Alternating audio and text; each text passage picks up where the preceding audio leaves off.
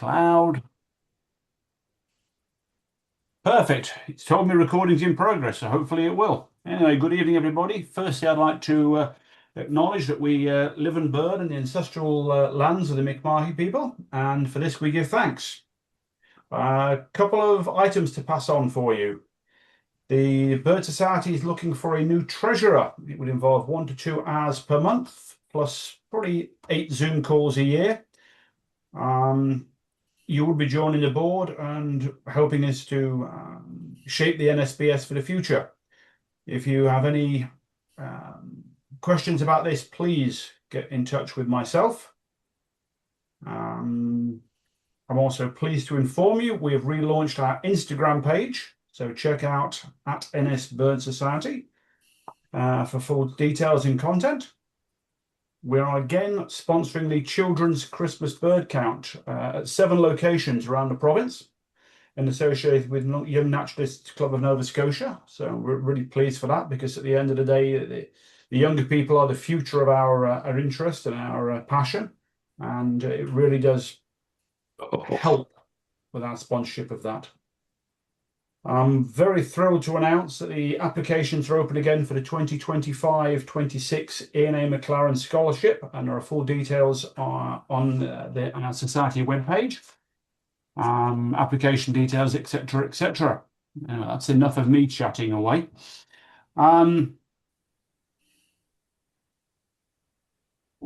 Generally, we know Amar is a leading authority on the gulls of North America. He hosts a website, anythinglaris.com. Hosts the North American Gulls Facebook page, coordinated the Illinois Ornithological Society's annual Gull Frolic for the last 13 years, and speaks at many events around the continent. And he brought out the book you can see over my shoulder that we've all got a copy of, the Gull Bible.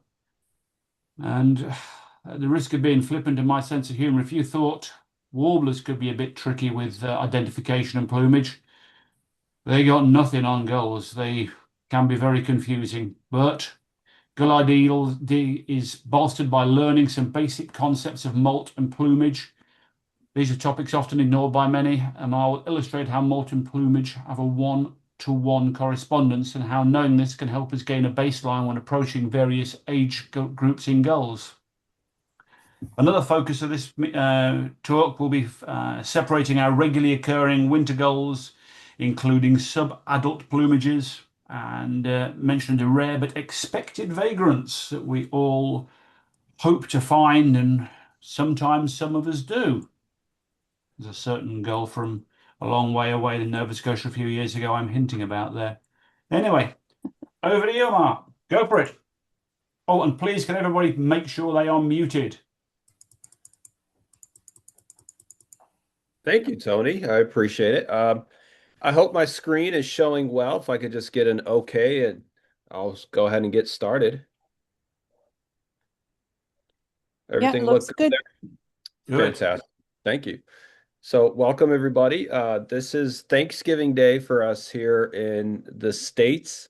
I have family downstairs just chatting and mingling and socializing, and I will be joining them again after this talk. So I'm happy to take part of my day to talk to you guys about gulls. If this is the first Gull ID talk that you've ever attended, I think you're in for a treat. If you've attended a Gull ID talk before, I hope this one outdoes the previous one.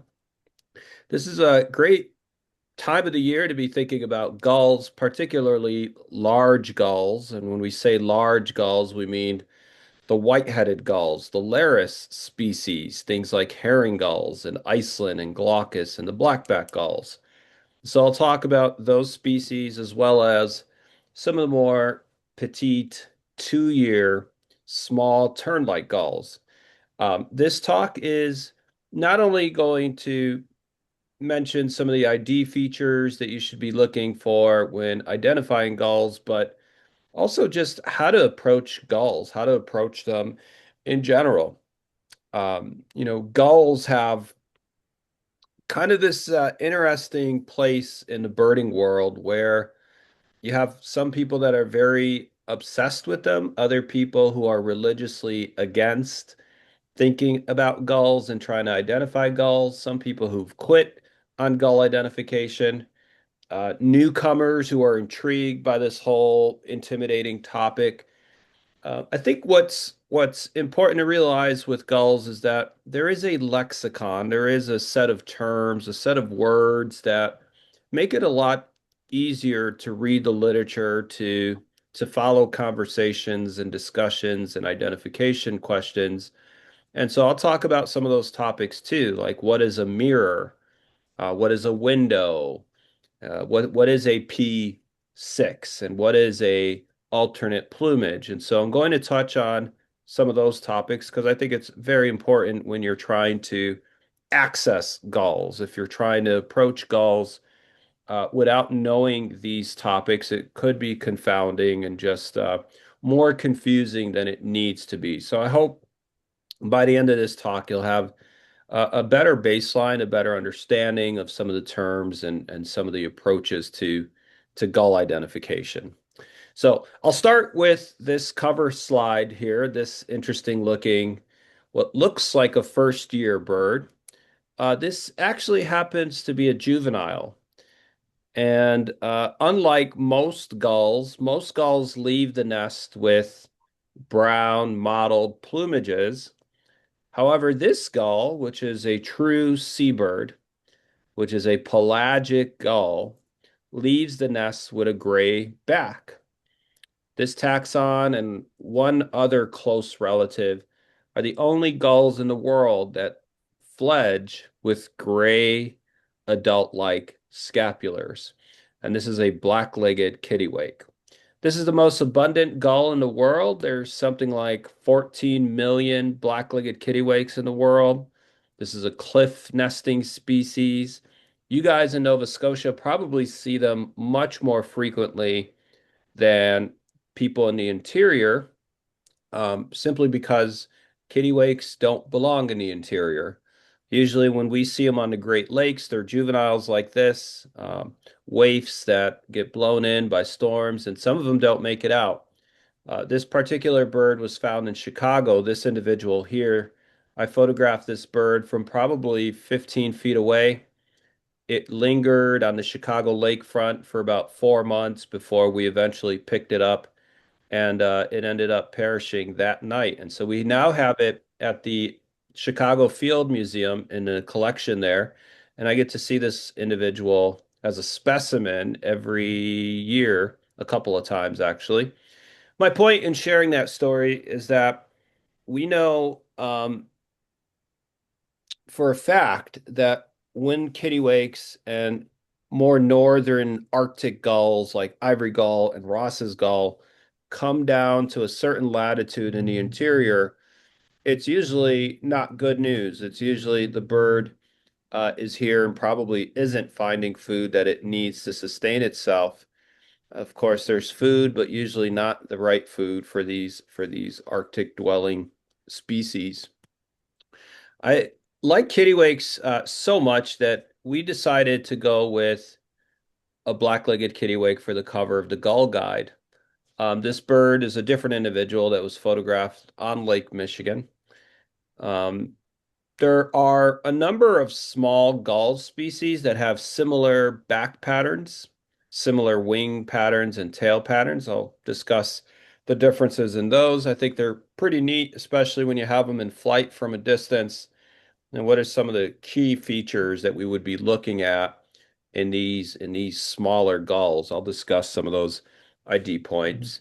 Talk a little bit about the Gull Guide. The Gull Guide was published last year in 2024. So it's been about a year now since it was released. It was a 6-year project. And in the book, I spent many hundreds and hundreds of hours writing about field ID criteria, taxonomy, distribution, and other interesting natural history tidbits and how these birds feed and where they feed and what they eat and how they molt.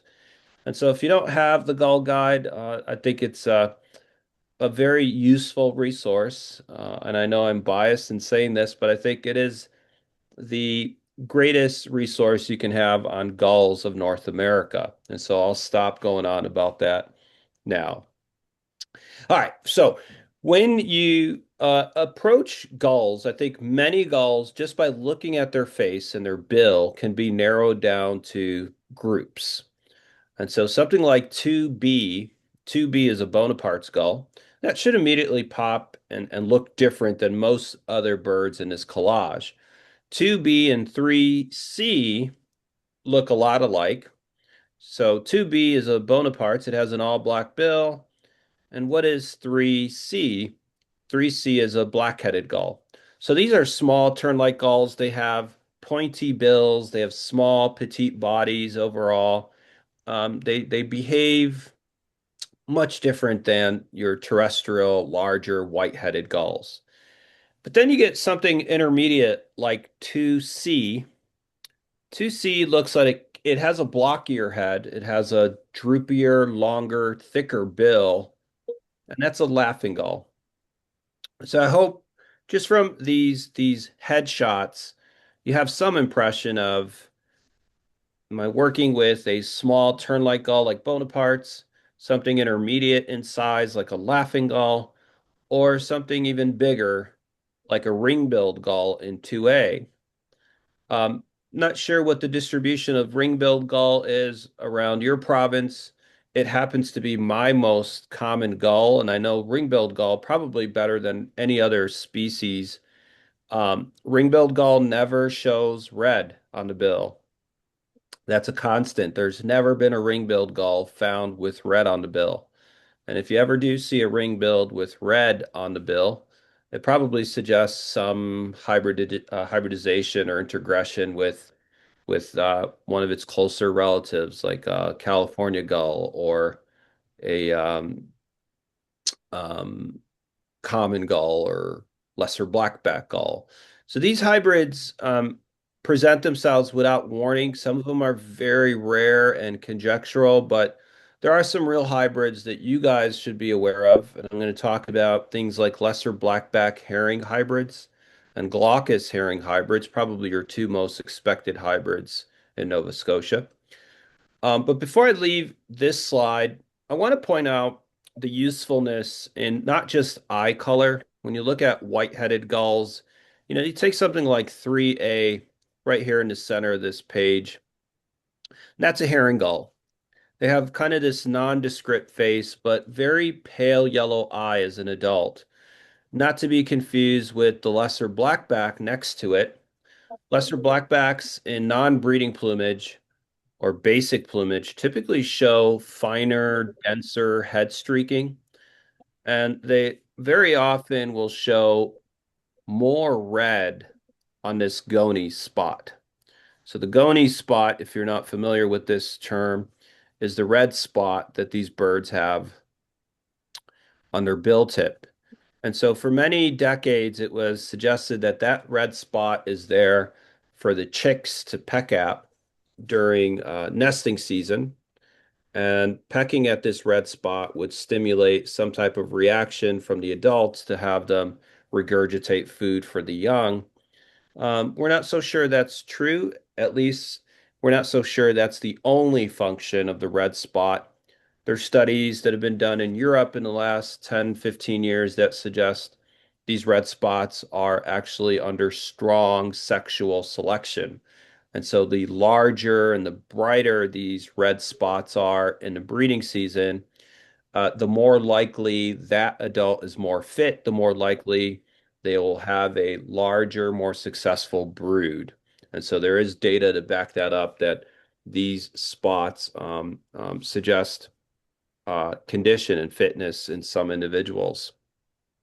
Also consider the color of the skin around the eye. So in this Iceland gull in 1A, the color around the eye there, the orbital ring appears to be pinkish, whereas in this ring-billed gull, it's kind of a reddish orange. And so orbital color can be helpful, but it certainly isn't the first thing we're looking at. We're looking more at size, shape, proportions, and very important, what is the color of the back? How dark is that individual? What's the leg color? And so if you are just beginning with gull identification, I think you want to focus most of your attention on adults, understanding their size, their shape, overall, what their bare parts look like, the bill color, the leg color, the eye color. And then eventually, obviously, it won't be long before you graduate to things like first cycles and second cycles. An interesting tidbit, adults tend to be the most common age group in general. And then first cycles are the next most common age group that we have in gulls. And the rarest are second and third cycle gulls. So 2-year-old and 3-year-old gulls. And this is just a result, a consequence of mortality rates. If a bird makes it, if a gull makes it past the first year of life, usually there's very, very good chances that it will go on to its second and third year of life. But by the time those birds become adults, their fourth, fifth year, if they've made it that long, the odds of them becoming full-blown old age adults and contributing to the gene pool are very high. So the mortality rates are greatest in the first and second year, and then it just gets better from there. So as I mentioned, adults are a great group to take on if you're just beginning with Gull ID and learning your most common species. For me, my most common species are ring-billed gull, American herring gull, and Bonaparte's gull. And that's what we have in this slide here. This is small, medium, large, without even seeing their bills, their faces. If I saw these birds in my area, this is very likely how I would identify them without even looking at their bills or wingtips. Bonaparte's has these reddish legs, ring-billed, mustard yellow legs, and herring gull, pink legs, and a pale eye. All of these species are what we consider pale gray, gull gray color. They're not medium gray. They're not blackish by any means. These are some of our palest gulls, herring gull, ring-billed, Bonaparte's. And so those three are very good benchmark species to learn if you live in the East, say anywhere from the Mississippi River east. These are great species to be familiar with. Herring gull tends to be a benchmark species in the four cycle species. But you guys also have, great blackback gulls and lesser blackback gulls, which are not as challenging to identify as, say, herring gull. Primarily in the earlier age groups, first year, second year herring gulls are just a blast to sit and ponder the variation that you can find in a species as unsuspecting as an American herring gull. Probably the most variable gull that we have in North America. It's quite phenomenal if you've ever spent just a half hour looking at a flock of young herring gulls. It's humbling, but it's also fascinating. So when we look at gulls as a group, it's helpful to think of them as two broad divisions. You have the large white-headed gulls and the small tern-like gulls. On the left here is an adult great blackback. That's our largest gull in the world. They range in size of, body size being mallard to cackling goose size, very large. And on the right is a adult little gull. Little gulls are smallest gull in the world. They are about, generally, their body size is about the size of an American robin. It's a very small bird. Now, both of these species have colonized North America from Europe. They haven't always been on the North American continent. In fact, little gull, we think, is possibly still making this transatlantic colonization of the New World. It's thought that there's only about maybe 400 or so little gulls in North America, so it's still relatively rare. And there's been a couple banded birds, young birds, found in North America that have come from as far as Sweden, all very recent. And so it could very well be that we don't have an established population of little gulls and that we're very regularly possibly still getting birds that come occasionally across the Atlantic.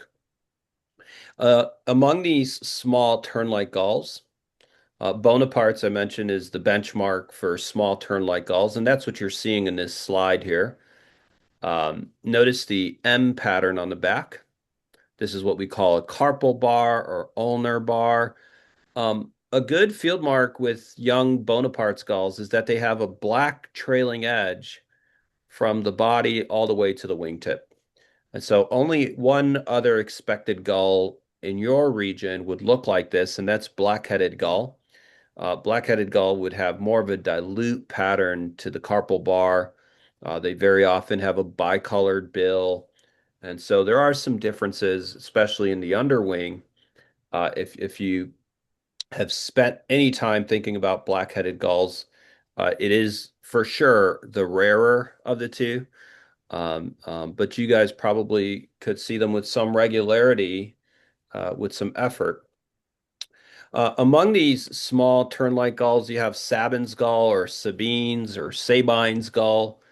This is a juvenile that I photographed on Lake Michigan last October.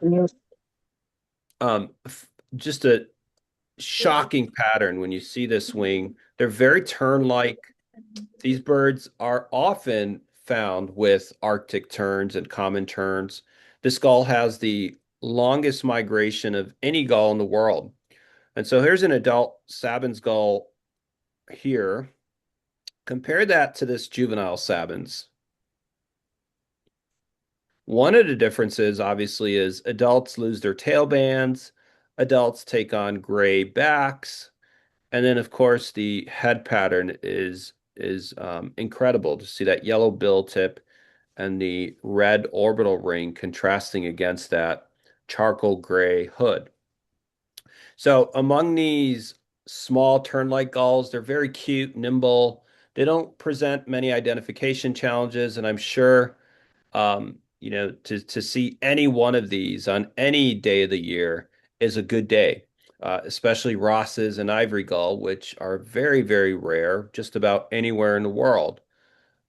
Sabins tends to be a little more common on the Pacific than the Atlantic, but you guys still get them offshore.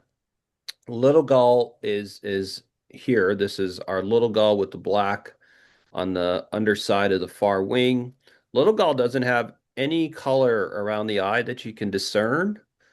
All of these birds appear to be in breeding plumage, also known as alternate plumage. I'll share a anecdote here. This interesting study done about 10 years ago now in the Arctic. They fit adult Sabin's gulls with geo-trackers.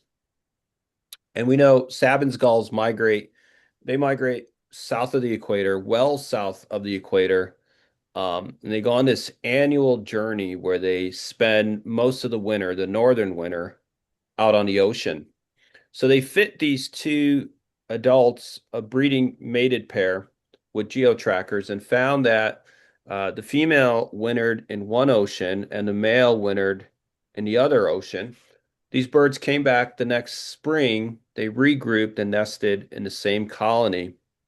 So this was the first example documented in the avian world of birds taking divergent migratory pathways and then regrouping, finding each other again, and re-nesting in the same colony. We know that there's shorebirds that do this, there's geese that do this, but it's a fascinating thing to have first learned of birds doing this with a gull.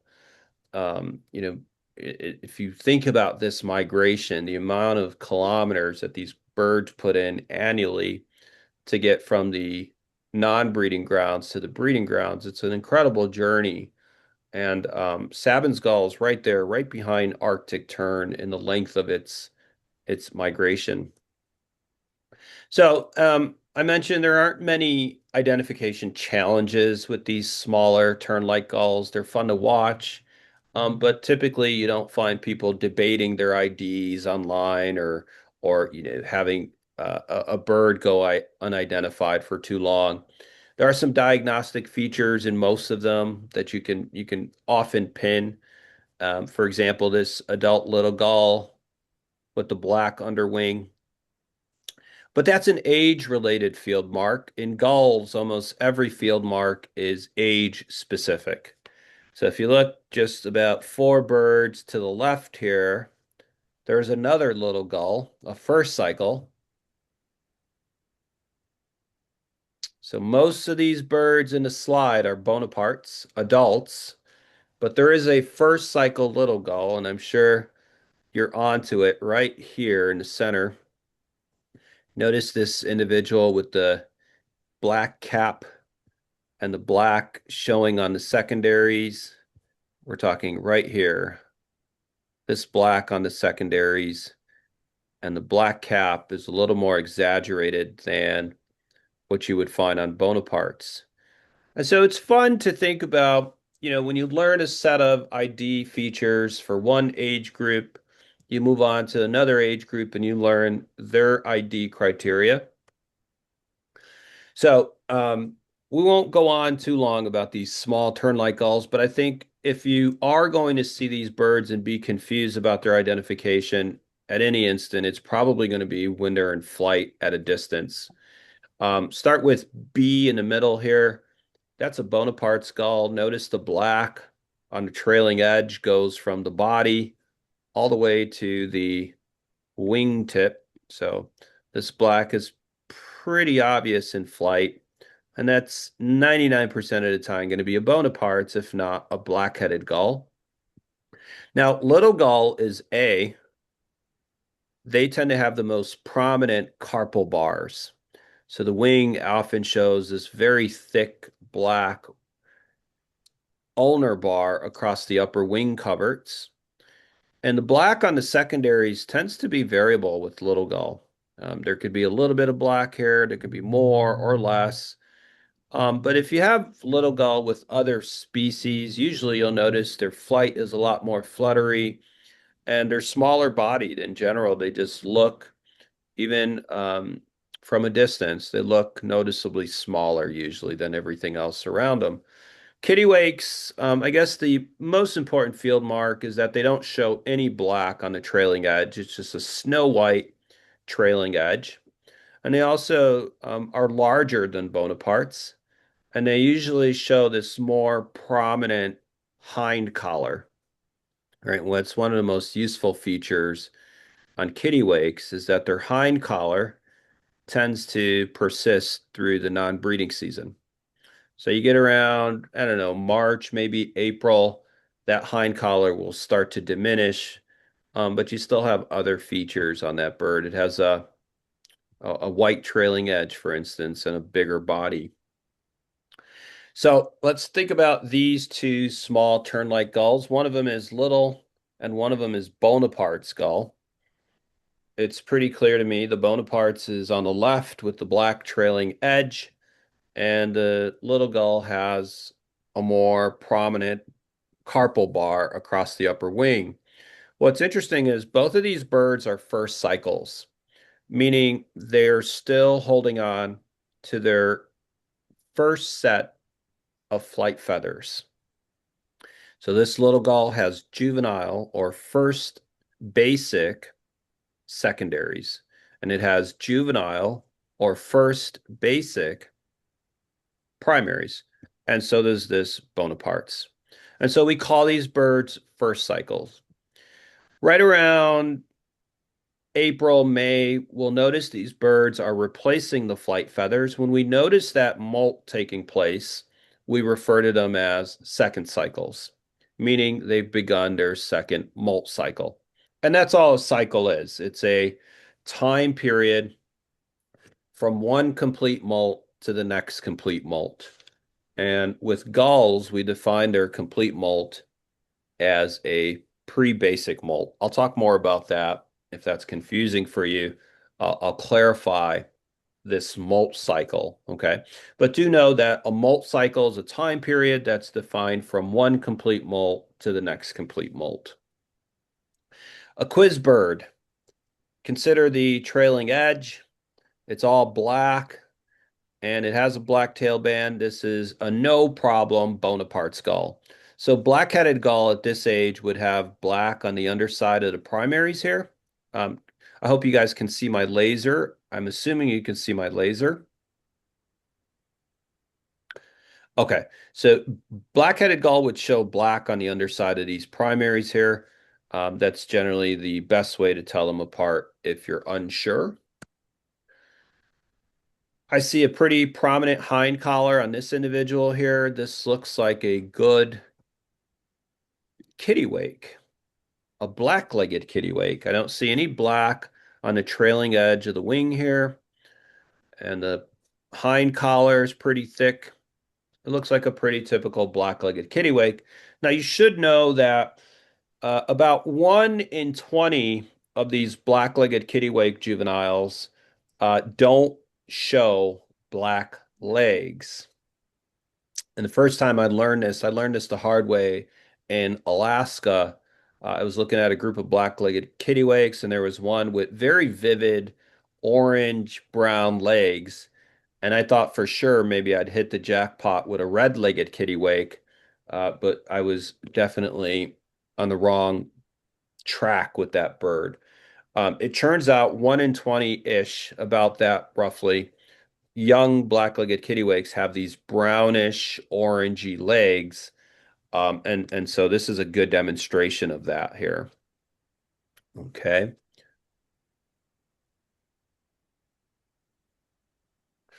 All right. So I mentioned basic plumage and the pre-basic molt. And so when a bird leaves the nest with its first set of true feathers, we say it is in juvenile plumage.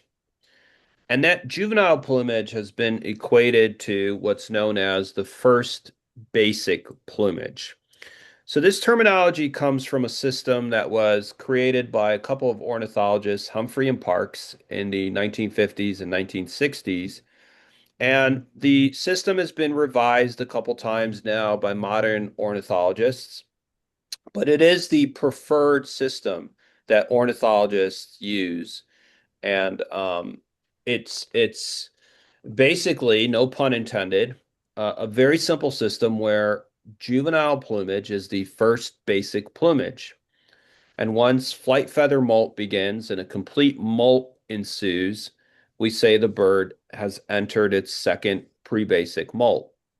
And so in the Humphrey Parks system, what you have is every plumage that a bird is wearing is a result of some molt.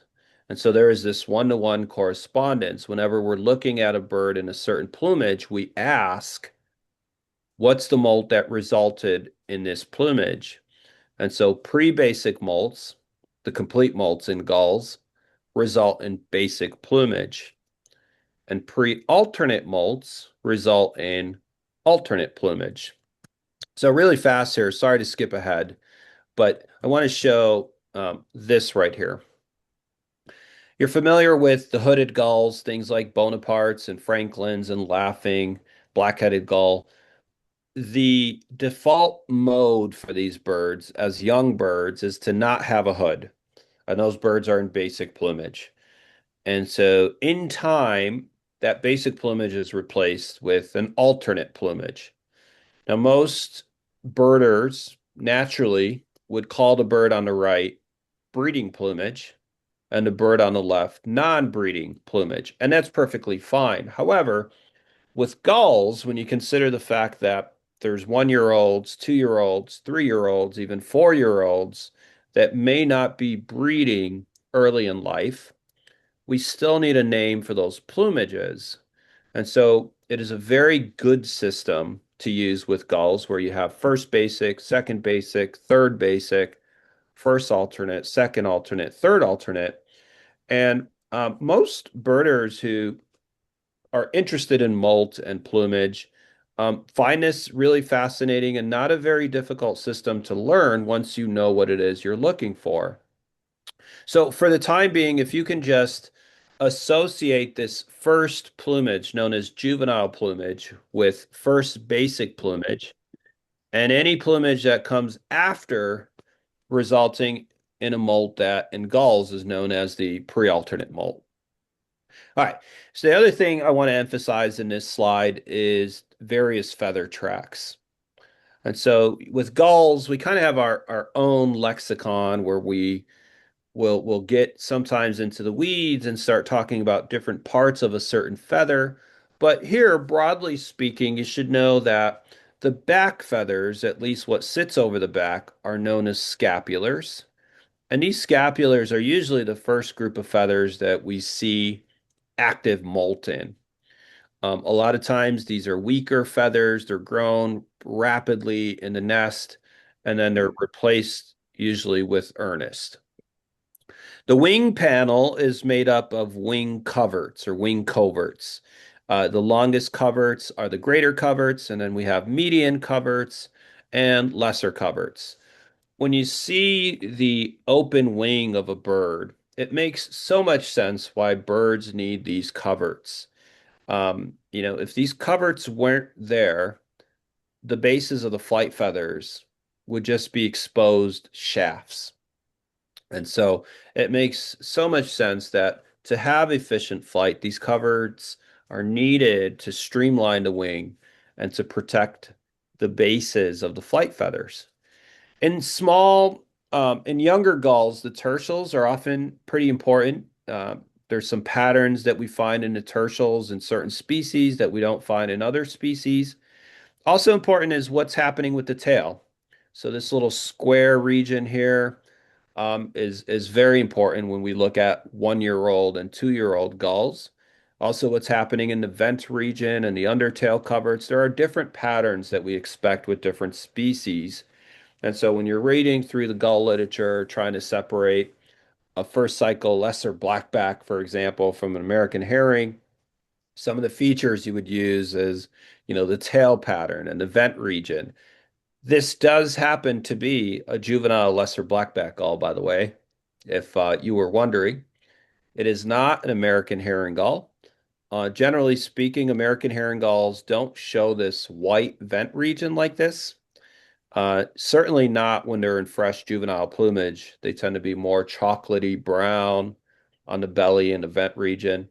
And also, I'm noticing there's a good amount of white on the base of the tail feathers on this individual. So that's also an important clue. The longest flight feathers are known as primaries. And when the bird has its wings folded like this, these primaries sit over the tail.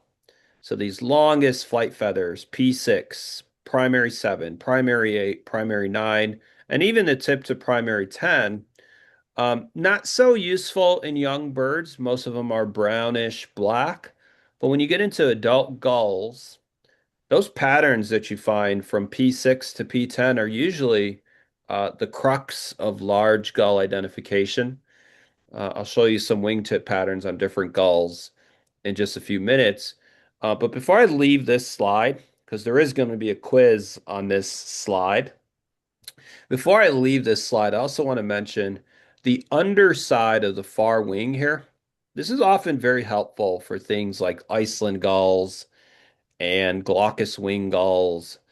In general, it's important to collect all the information you can possibly collect, and looking at the underside of this far wing oftentimes is a good supporting field mark when identifying not just young birds, but even adults. Okay. So the open wing here, I just want to mention the primaries are numbered from the innermost primary, P1, and then they are numbered outwardly. And most birds have 10 primaries. The secondaries are also long flight feathers. Gulls can have anywhere from 16 to 23 secondaries, depending on the species. Smaller species like Bonaparte's gulls have about 16. Larger species like great blackback gulls have about 23. Adjacent to these secondaries are the tertials. So some people refer to these as the innermost secondaries, but they're not, in fact, flight feathers. They're the tertials. Notice how the coverts are stacked on the flight feathers. They're stacked almost like shingles in rows. And what they do is they not only streamline the wing, but they also protect the bases to the flight feathers.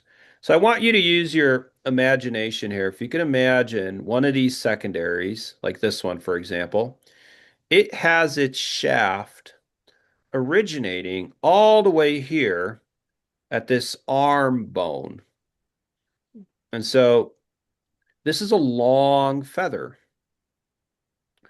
And right around here somewhere is where you start to see the shaft, and the feather starts to narrow.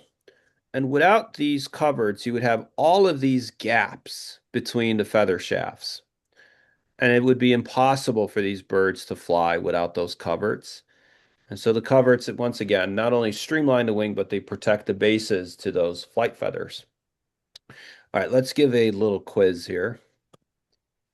Let's go with feather track 1.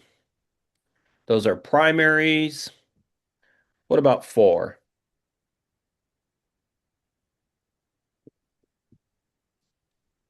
Secondaries. 8 are tertials. 5, those are greater coverts, the longest row of coverts. 6 would be median. 7 would be lesser coverts. What about 2? 2 are primary coverts. So we don't have specific, with gulls at least, we don't have specific rows that we delineate. We just call them all primary coverts. And then number 9, those are scapular. So those are the feathers that are sitting half over the wing and half over the back. They kind of close that gap between the wing and the body, the scapulars, the back feathers, if you will. And then a bonus here, number 3, is the alula or alula.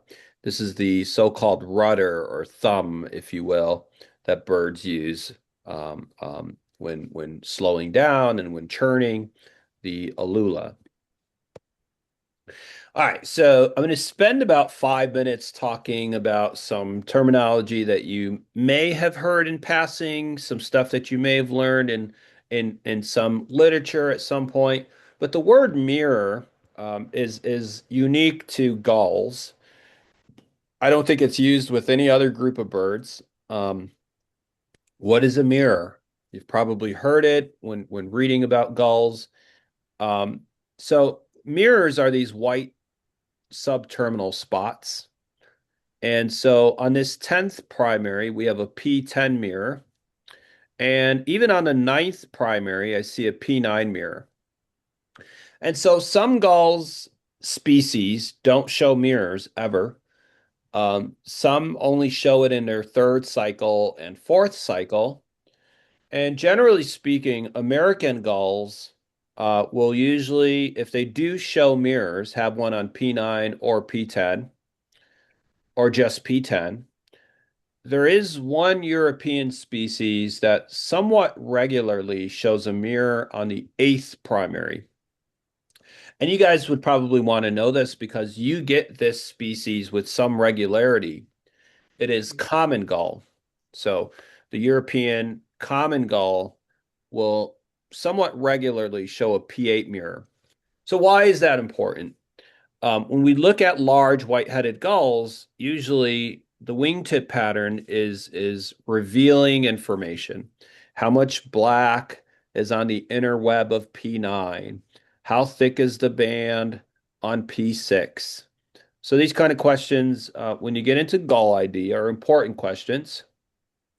I want to note here that on this perched adult ring-billed gull, the white spots that you're seeing here on the primaries, those are not mirrors. So if we look back here, those are these white apicals, the very white tips of the primaries. They're known as apicals, or just the very tips of the wing. Not to be confused with mirror. You typically can't see these mirrors when the bird has its wing closed.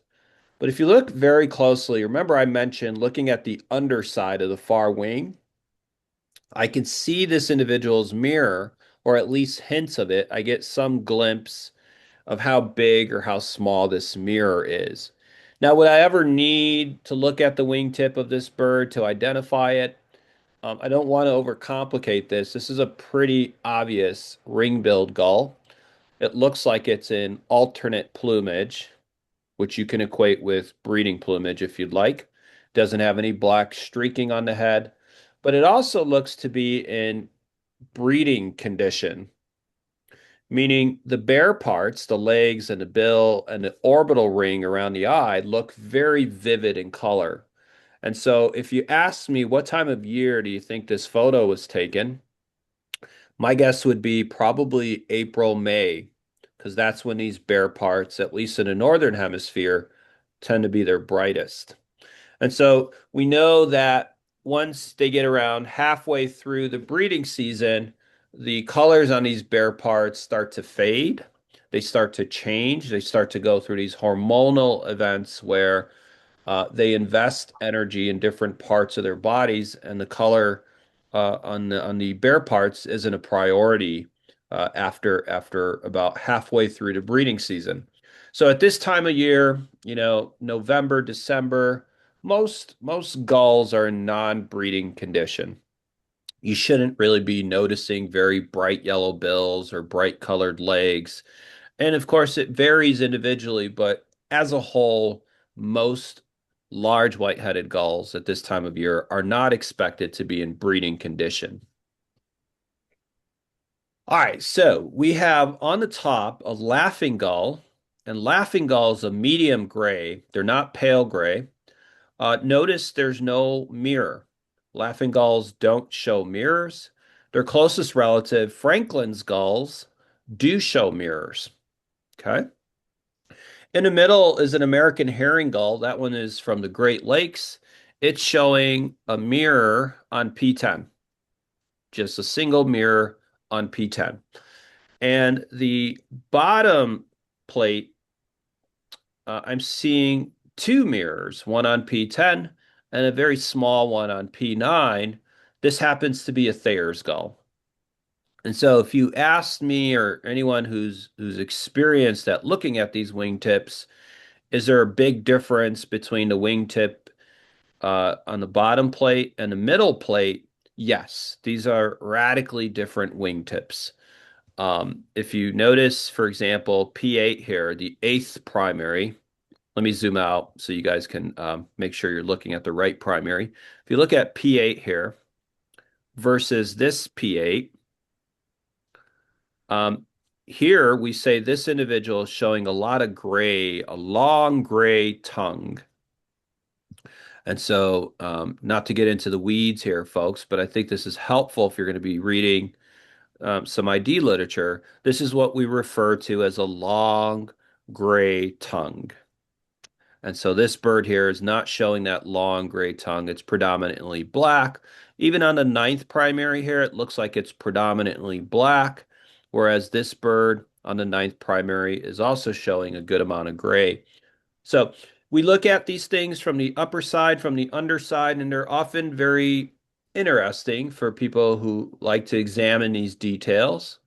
You take that along with eye color, leg color, head shape, size, and it's quite entertaining and enjoyable when you apply it to identification.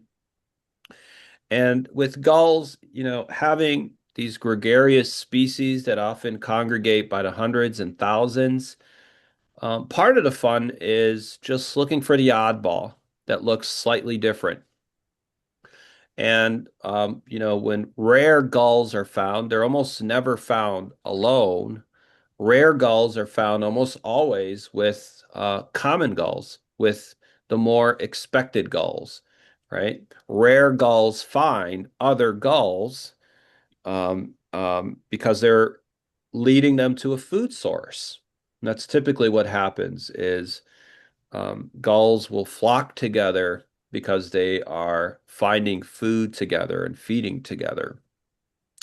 All right, the next word besides mirrors is windows. And so this is sometimes used with other groups of birds. For example, at hawk watches, if you're watching raptors go overhead, you might notice a window. What exactly is a window? And so the lesser blackback gull on the left is not showing any signs of a window. It has no window. And the American herring gull on the right is showing a window. Do you guys know where to look when we say it is showing a window? So the window is referred to as the innermost primaries here, this region here. What you have is dark secondaries, dark outer primaries, and the innermost primaries will be contrastingly paler than the other flight feathers. With things that don't show mirrors, something like a lesser blackback gull or a California gull, it's typically very little contrast. Okay, they might show hints of a window, but it's not, popping like an American herring or say a great blackback gull. So this is a very interesting age group of lesser blackback gulls that I think um, your average birder still is not very good at picking up on. There's many birders compared to 20 years ago that now know how to identify these young lesser blackback gulls, but I find that there's still a lot of people that haven't fully caught on to them. So I want to talk a little bit about like what am I looking for when I'm looking for a young lesser blackback gull? They generally have a straighter jet black bill. Sometimes it could look slimmer and longer than American herring. They have this contrasting white tail base. If you notice here, this peppered look on the tail base with a noticeable tail band. On American herring, the tail base is generally darker. The tail coverts are generally more densely patterned. And overall, the lack of a window just makes this bird appear to have a darker upper wing. And this is a fairly dark upper wing. Some of them are paler than this, but overall, I'm noticing a more chocolatey, solid, dark wing color compared to American herring gull. Now, month for month, once you get past, say, January, February, most of these young lesser blackback gulls still have that jet black bill.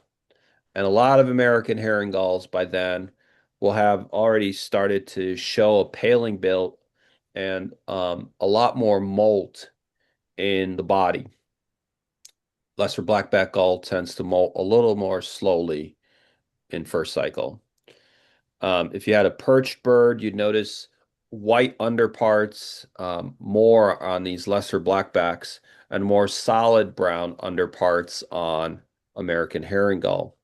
But I think for sure, if you have something that looks interesting, like you think you might have a lesser blackback gull, you want the open wing.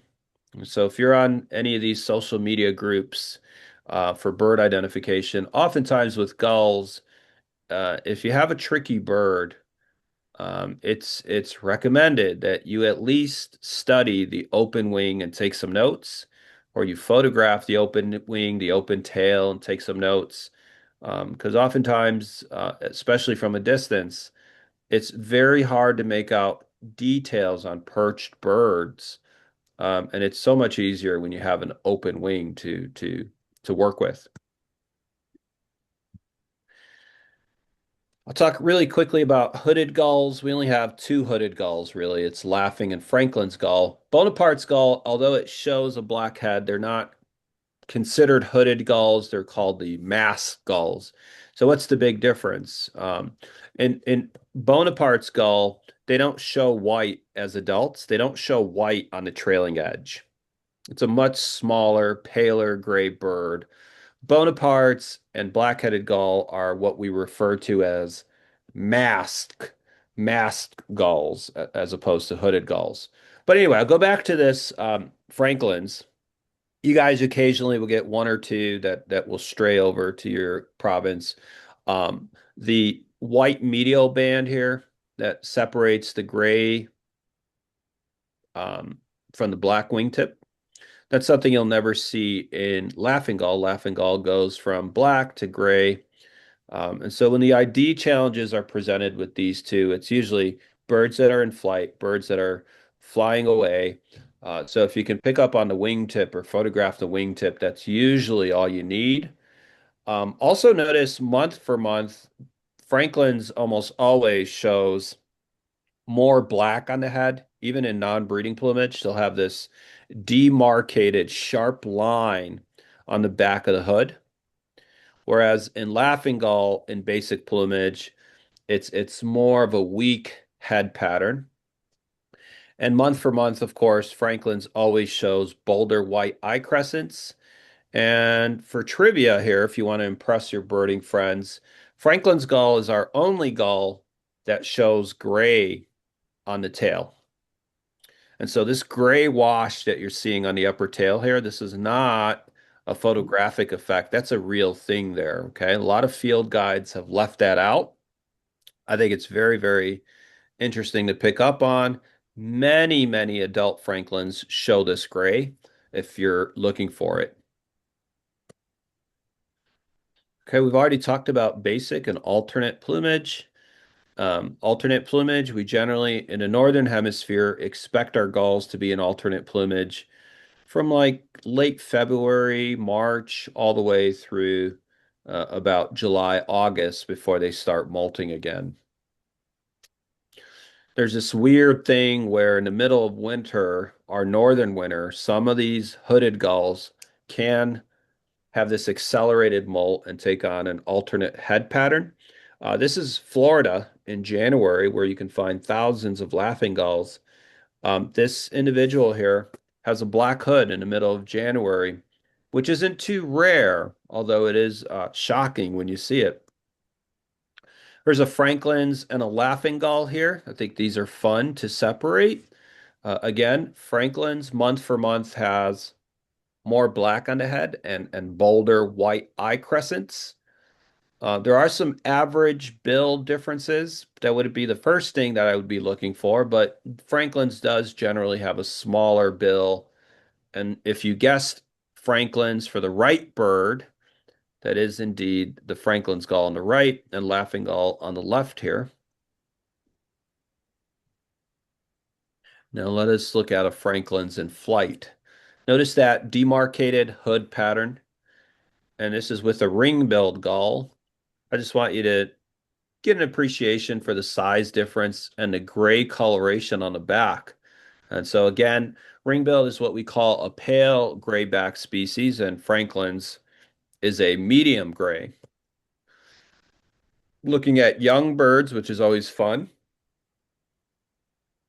The Franklin's here has pretty noticeable white eye crescents and extensive black on the head. So this is our Franklin's here. In flight, again, the head pattern is very useful. The eye crescents on this Franklin's on the left, but also notice the tail patterns, right? So useful to look at these tails. We have white outer tail feathers on this Franklin's and black tail base on the laughing gull. A lot of fun to separate these. So generally, we expect laughing gull along the Atlantic. They become pretty uncommon once you get to about southern Maine. They become less and less common, but they're ubiquitous and very common from places like Cape May, New Jersey, all the way through the Caribbean and northern South America. Franklin's gull, on the other hand, is an interior species. This one is found nesting throughout the prairie potholes and the prairie provinces, and they migrate all the way south to Chile and Peru in the non-breeding season. In fact, most Franklin's gulls are down there now on the Pacific Ocean, where they feed in the rich waters of the Humboldt Current. And so don't expect to see any Franklin's gulls at this time of year, but interestingly, some adults start to come back north around this time. And January, February, occasionally we'll see them in the interior with full black heads. And these are birds that are racing to get to the breeding grounds and start nesting earlier than they're meant to be. Okay, so I think it's probably, I want to say, maybe 8 o'clock your time right now. Is that right? Yep. And I was told we had 5 hours. No, I'm kidding. 4. So just give me some direction here, how much time should I leave for questions and answers, and how much time would you like me to go on for? Personally, keep going. It's if people have to go to other things, great, but I'm perfectly happy learning more and more about gulls. Okay, well, thank you. Let's get to the fun stuff. Typical gulls. This is what your average layperson, your average human being who hasn't really thought about gulls, this is what people call generally seagulls. White head, yellow beak, gray back. These are your typical terrestrial parking lot, port, rooftop, garbage dump feeding birds. They're typically 4 cycle species, meaning they take 4 complete cycles to become adult-like. And once they become adult-like, they have solid gray backs or solid black backs, white heads, yellow beaks with very minimal black markings on the beaks. And many of them show black pigment on the wingtips, on the primaries. So this black that you're seeing here, for anybody who's new to this is not the tail. These are the longest flight feathers, the primaries. So LWHG are large white-headed gulls. Again, I mentioned the benchmark species to know in this group is American herring gull. And just recently, American herring gull was split from the other herring gulls, the European herring gull and the Asian Vega gull. These were for decades considered one species, and finally, the taxonomies around the world have agreed that these are in fact different species. American herring gull and European herring gull don't even belong in the same clade, and so it's a relief to know that we have different species, but the identification challenges remain. It is not trivial to separate American herring from European herring gull, especially as adults, especially as third-year birds. Our best chance at separating an American herring gull from a European herring gull is in their first cycle, mainly because they show somewhat noticeably different upper wing patterns and tail patterns. And also the patterns on their underparts are quite different. But even with that said, you have the world's gull experts who still find this a challenging identification. It's probably easier to pick out an American herring gull in a European context than it is to pick out a European herring gull in North America. And the reason for that is because American herring gull can very often look, at least different feather tracks of American herring gull can very often look similar to what we expect in European herring gull. So, although they're split and genetically, we know ecologically they're different species, identification still remains a challenge. And I talk about that in the Gull Guide. One of the best places in North America to see European herring gull is Newfoundland, specifically in St. John's. And that remains one of the best places in North America to see things like Azores yellow-legged gull, even though they're becoming less and less common now. It is a fascinating place to watch gulls, and I'm imagining that the next best place in North America to find these type of species is Nova Scotia. It seems to me in my brain, when I look at a map and when I look at storm systems and where things land in the winter season, it seems like the perfect place to be finding rarities. not just from Europe, but also from Asia. These things that come across the Bering Sea and then come across Arctic Canada.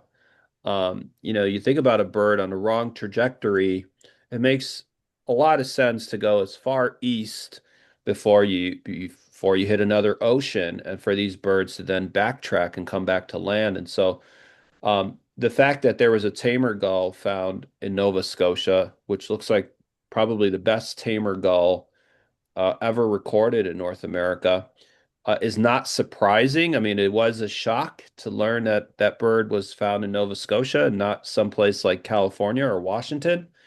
But I do imagine there's got to be some rare gulls to be found there.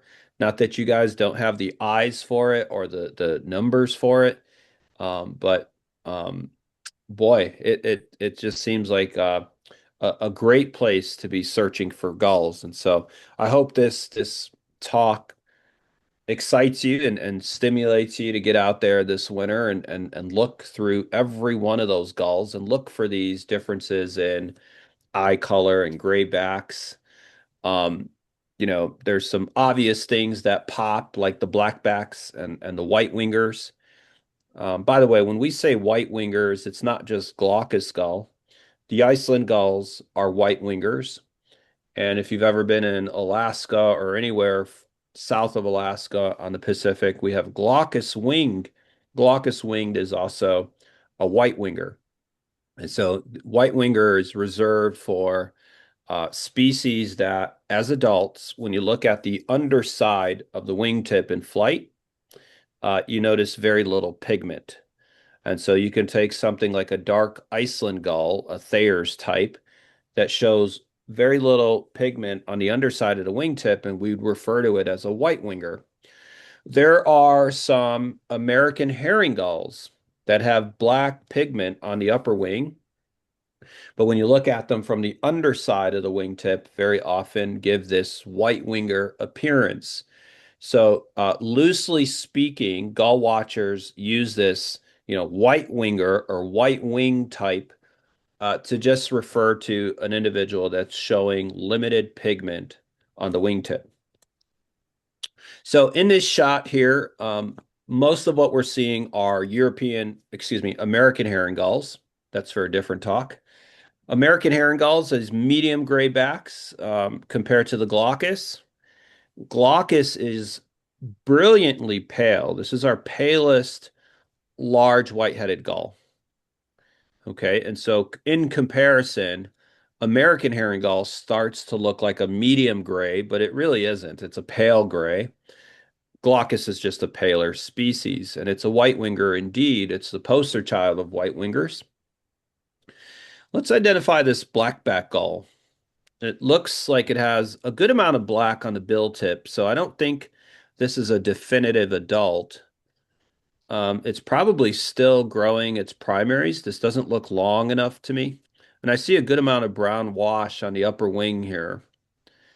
Size-wise, it's either smaller or just about the same size as these herring gulls. So I think we would be perfectly safe in calling this a lesser blackback gull. And that is indeed what this is. It's a lesser blackback. It has smaller body, some finer head streaking on the neck, and it's probably a third cycle type, meaning it hasn't completed its fourth molt yet. Some lesser blackbacks, as you've probably noticed over the years as they've increased on the Atlantic, are just as large as herring gulls. Now, you guys on the Atlantic tend to have larger herring gulls than the interior. I live on the Great Lakes where we have the smallest American herring gulls on the continent. And so when the identification literature was first being written about lesser blackback gull in the New World, they described them as always being smaller and longer winged looking than American herring. And that's generally true, but you should know that there are some lesser blackback gulls, males in particular, males that tend to be just as large, if not larger, than European and American herrings. Notice the leg color. Obviously, this individual is starting to go into breeding condition. So this is probably late winter with a bill that bright. And it is late winter in northern Illinois. Here's some of the orbital colors that I mentioned earlier. On this Iceland gull here, we see this pinkish raspberry color. Notice it has a shorter bill than a herring gull in the background. So here's a question for everybody listening. What's the eye color on an Iceland gull? And so Iceland gulls in North America have variable eye color. They could be paler than this bird that we're seeing in the foreground, or they can be completely dark. Eye color is not a useful field mark for North American, at least Canadian and United States Iceland gulls. There is the nominate subspecies that breeds in Greenland, which looks like a miniature glaucous gull, all white-winged, pale gray back. They generally have all pale eyes. But those birds, for the most part, winter off of southern Greenland, and a small percentage of them winter in Iceland and even east to the Faroes and northern Europe. But the Kumleini subspecies that you guys generally get have variable eye color. Perhaps more of them have paler eyes than darker eyes, but they're all over the board. Okay, just to clarify that for anybody who wasn't sure. Eye color could be pale or dark in these Icelands.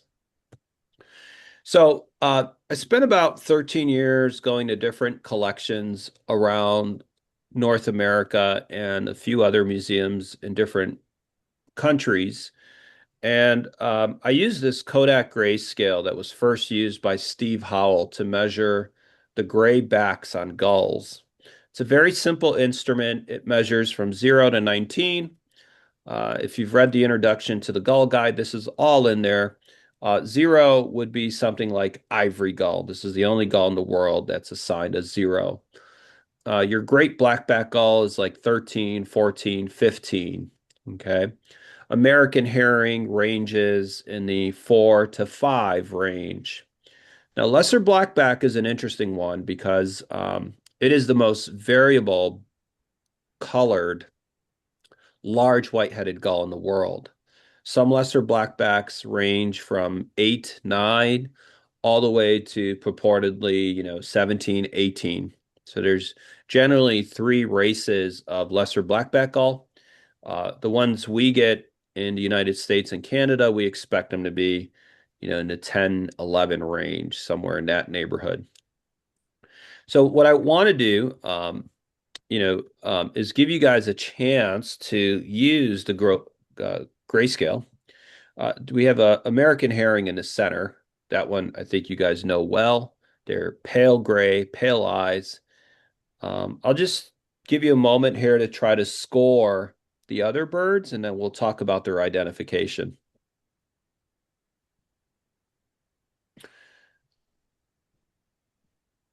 So the large one in the back, which does not have black wingtips, it has grayish wingtips, dark eye, very smudged appearance to the head markings and neck markings. That happens to be a glaucous wing gull. I'd be curious to hear how you guys scored it on the grayscale. The bird in the foreground has a dark eye as well. It is the darkest of the 3. It also has yellowish green legs, kind of a sickly color to the legs. And that happens to be a California gull. So California gull is a unique North American species in that it breeds in the prairie provinces, in the Great Basin. It enjoys breeding on freshwater, nesting around alkaline lakes where it feeds. Glaucous wing is more coastal, more oceanic, if you will. So if you want to take a look at how I scored these birds, the glaucous wing is about a 6, maybe close to 7. But the California gull is between 7 and 8, maybe even between 8 and 9. A lot of these things are affected by lighting. And when you're looking at someone else's photos online, they're often affected by camera settings, by the settings on your monitor. And so I'm of the opinion that identifying gulls on a screen is sometimes more challenging than identifying them in real life when you have all the factors playing out in your head in real time. So there are different settings that these birds may have actually looked darker or paler in the field. And so that's one thing to consider when you take photos home and share them with somebody or try to pick apart an identification. Remembering what the conditions were in the field and what you were really seeing is very helpful. And that's why a lot of times when you're documenting things, a good records committee will ask, what were the conditions? What optics were you using? What time of day? What was the lighting like? So that's all very, very important actually with Gull ID, because there is a huge difference between something like a 4 and a 7 on the Kodak grayscale. This is all to say, when you're picking through this large sea of gray-back gulls, these are the differences that they're trying to notice. Is the wingtip jet black or was it gray? Is there a lot of white on the underside of the far wing, or was it largely black on the underside of the far wing? Right. That, of course, in addition to size, leg color, eye color, the pattern of head streaking. So if you are into detail, and I think most enthusiastic birders are very much into detail, gulls are the perfect group for this, right? Because a lot of the pieces of the puzzle look the same, but in fact, they're not. They're not when you look very closely. So, advice for approaching these large white-headed gulls. You want to allow for some variation because there is plenty of that.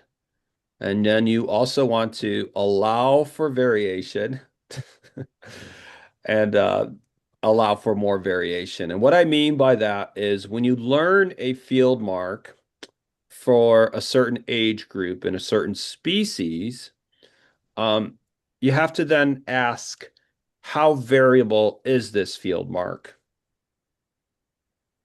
What is the window of variation? How big of a goalpost do I have with this field mark? And so I talked about lesser blackback gulls not having a window, having a white tail base. If you remember that comparison when we learned the word window, some of them do show a subtle window.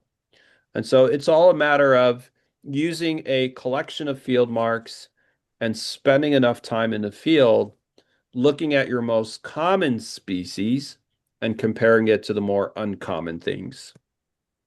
So lesser blackback gulls, the larger birds here, one of them looks surprisingly paler than the others. This individual in the back here on the right looks to be about as pale as these laughing gulls. And that, I think, is within range. Generally speaking, at least the benchmark I use in North America is if you have a lesser blackback gull that looks paler than a laughing gull, and I know that's difficult for you guys to make that comparison, but most places along the Atlantic, at least at certain times of the year, there's this comparison you can make to American herring gull or to great blackback gull. And the farther south you get, the comparison is with laughing gulls.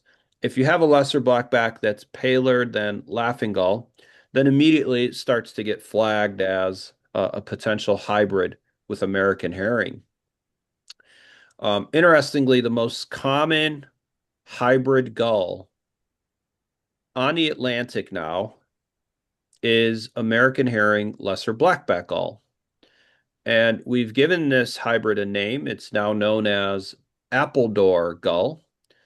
And it gets its name from Appledore Island in Maine, where an adult lesser blackback gull was found hybridizing with American herring gulls for about 6 years. So 6 consecutive breeding seasons. It would come back to the island.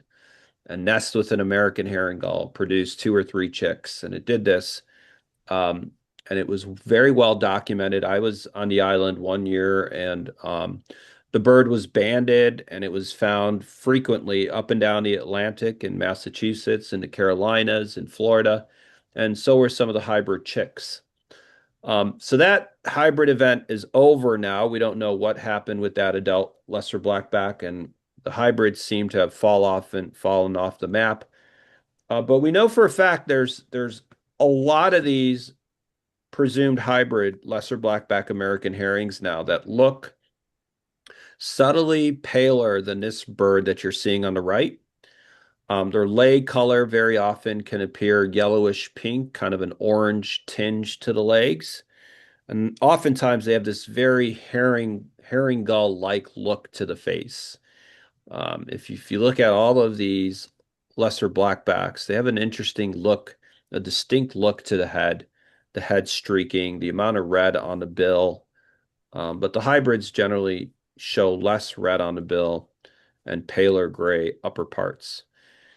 These are 2 California gulls, probably not of much interest to you guys, but I know, for example, Newfoundland, St. John's just got their first province record in St. John's, I think a few weeks back, which is surprising. This is a very common gull in the interior, and they're very, very often found straying into the Great Lakes and even east to the Atlantic. I'd be curious to learn how many records you guys have, if somebody can put that in the chat. I don't think I actually know how many California gulls have been seen in Nova Scotia. 0 confirmed. 0 confirmed. Okay, this is good to know. I want you to notice the difference in gray upper part coloration in these 2 California gulls. They're both dark-eyed. They both have yellowish legs. The one on the right is larger and paler gray. It's believed to be of the Alberta subspecies, Albertatensis. And the one on the left is the smaller, darker race known as Californicus. They breed in the Great Basin and west to California. So, although you're not expecting to see California gull, what I want to point out here is this variation in gray upper parts. It's known in lesser blackbacks. It's known in California gulls. It's also known in glaucous gull. So the Canadian subspecies Luceretes on the left here is the larger, paler glaucous gull that you would see in North America. And the one on the right is smaller, darker. This is the Barovianus subspecies that we find in northern Alaska and western Alaska. You in Nova Scotia are probably seeing these Luceretes, these paler gray birds that are going to be similar in size to great blackback gull. They're just going to be much larger than most of the Iceland gulls that you're seeing. Notice these birds have 0 pigment on the wingtip. Size variation in ring-billed gulls. If I haven't mentioned already, males are generally, in these large white-headed gulls, males are going to be about 25%, 30% larger than females. And so this spring, come like April, when these birds are courting and they're starting to pull aside and bond, you can very often tell which is male, which is female, just by their sheer size. Thank you, Kyle. I see that in the chat there. So male, female. This is actually on Appledore Island, 2 great blackback gulls. These 2 adults were staring us down as we were banding their chicks on the nest. Would you be able to tell, just take a wild guess here, which one is male and which one is female based on head and bill structure? So yeah, the male has a stouter bill, blockier head, a thicker neck, and females generally have this more petite, refined look to the head and bill. The male is the one in the foreground on the left here. Interestingly, if you watch a gull feeding or you watch a gull become alarmed, very often their head shape, their body shape can change on a dime. And so this is a herring gull, a 3rd cycle. that I photographed in a parking lot a few minutes apart. When it's relaxed on the right there, the body feathers are lowered, the primaries are lowered, the head feathers are raised. It looks very dove-like, almost has the profile of an Iceland gull or a pigeon, if you will. A Franklin's gull kind of gives that appearance. On the left is this very blocky-headed, square-headed bird with neck compressed. And then this is really just a function of behavior and emotion.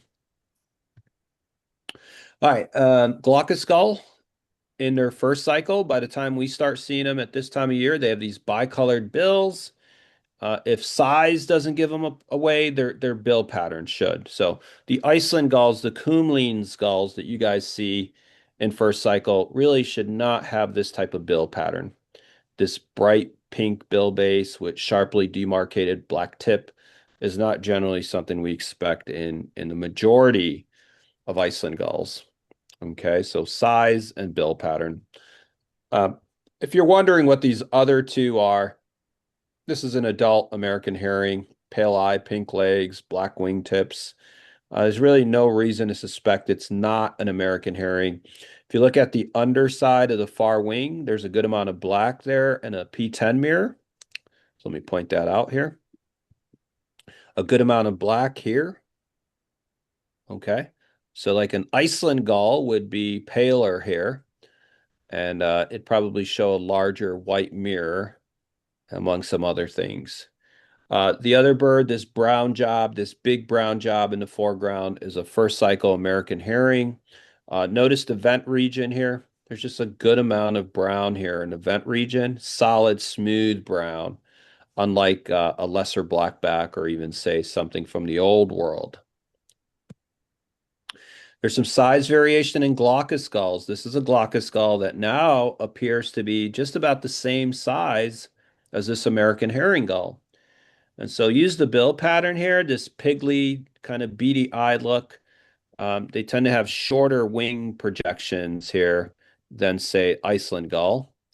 So if I had to guess, this is probably a female glaucous gull that appears about the same size as the herring gull. There goes a nice Kumleen's Iceland gull on the right.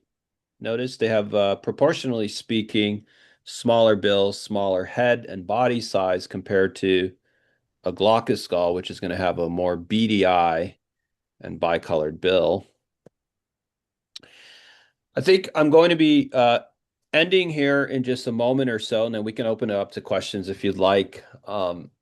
If large gull identification interests you, and this is something you think you want to learn more about, I will say the sooner you start to think about wingtip patterns, the more fascinating this topic becomes. So you really can't look at large gulls without diving into wingtip patterns, whether it's, separating a common gull from a Kamchatka gull, or separating a yellow-legged gull from a hybrid American herring lesser blackback. The wingtip patterns are really the key feature, the distinguishing feature from one species to the next. And so you might be amazed to learn that both of these individuals in this slide are American herring gulls.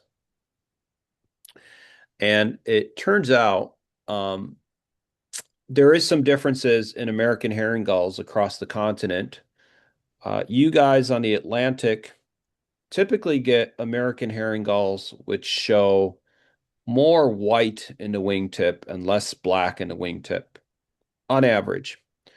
As you move west into the Great Lakes, into the interior and northern Canada, the herring gulls start to average more black in the wingtip. And so it's something to consider. This bird on the left here, if you had just shown me this wingtip here, my mind would start thinking Thayer's gull or a very dark Iceland gull of some sort. But it is in fact just a American herring gull that might have its origins somewhere in the north, somewhere in the northeast. At least this is what we suspect, that a wingtip pattern like this on an American herring gull is not from the interior, but rather somewhere north of here, somewhere in the North Atlantic. This bird on the left is a pretty typical looking Great Lakes American herring gull. It might have something to do with age. We know that as these birds age, at least in their earliest years, young adults, 4-year-olds, 5-year-olds, 6-year-olds, we notice a pretty dramatic change in these wingtips. And in general, what happens is these adults will lose black on the wingtip as they age and gain a little more white every year or two. So there's studies that have been done on common gulls and lesser blackback gulls in Europe that show this is in fact the case. As these birds start to get older, their wingtip patterns are slightly every year transformed into less black and more white. There's been some birds that we know here in North America that come back to their wintering grounds every year. For example, Kamchatka gull in Connecticut, where over the last 5-6 years, you can look at the eBird photos and you see this bird's wingtip over the last 6 years or so, losing black and gaining white. It's a fascinating thing. But this is to say that if you do start to think about these gulls for fun, for recreation, a lot of times you can do without it for some IDs. But if you do get into the hair splitting, some of the greatest gull identification you can do is looking at these wingtip patterns and thinking about their differences. So I think with that, we're going to end here with the presentation. If you guys would like to open it up for some questions, I don't mind at all taking some questions and having some discussion.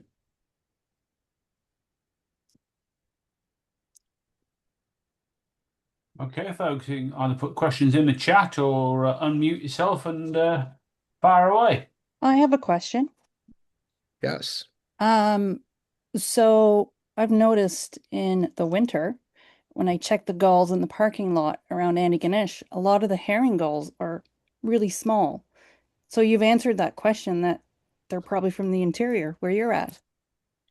Yeah, I work with a gentleman named Bruce Buckingham on Lake Erie in Ohio, and he's banded quite literally thousands of American herring gulls, and some of his herring gulls from Lake Erie, Ohio, do stray to the east, to the St. Lawrence River, and even farther. So it wouldn't surprise me if you get some Lake Ontario birds, and maybe even birds farther west make it to your area. Yeah, some of them are about the same size as the ringbills.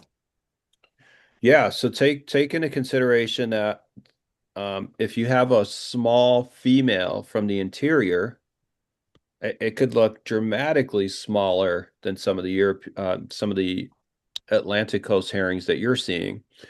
Now, I should mention that in general, the Great Lakes population of herring gulls is what we call a closed circuit. A lot of those birds may go places in the winter, but they come back generally and breed on the Great Lakes. So we don't have a lot of data of Great Lakes herring gulls being found breeding in northern colonies or eastern colonies. So if they're there, it's probably for a rendezvous in the winter and then back to the Great Lakes. And so you're probably not seeing these smaller gulls, I imagine, in the non-breeding season. No, I only see them in winter. Interesting, yeah. Okay, we've got one in the chat from Ruth Neal. Can a given winter adult American herring gull show differing amounts of dark head / neck color from year to year? If so, would this be genetic or environmental, weather availability of food, etc., etc., etc.? Yeah, I have birds that I've followed from year to year, individuals that I recognize, individuals with very distinctive wingtip patterns or some type of anomaly. They generally show the same extent of head markings from year to year. I've done, some interesting observations with Iceland gulls and herring gulls and lesser blackbacks. Um, Now, the extent of pigment on the head changes seasonally. So you expect the most around October, November, December, and then it just starts to get paler throughout the season. But I think the question is from year to year, like can an American herring gull in December show a lot of head streaking in 2024, and then the next winter show very little head streaking? So far, there doesn't seem to be evidence for that. It seems that the head pattern is pretty consistent and stabilized from one year to the next. Now, I'm sure there's examples where that's not true. But to answer the question, is this genetic? Is this environmental? It's probably related to hormonal episodes that these birds have when they're molting, but also it's impossible to say that it's environmental. I don't think anything environmental, even in their diets, would be causing this. So um, I don't know of any literature that's addressed this, like where exactly and what factors influence how much head streaking a bird has. So I think the best explanation would probably be genetic and why some individuals show from the same population a lot of head streaking and some individuals don't.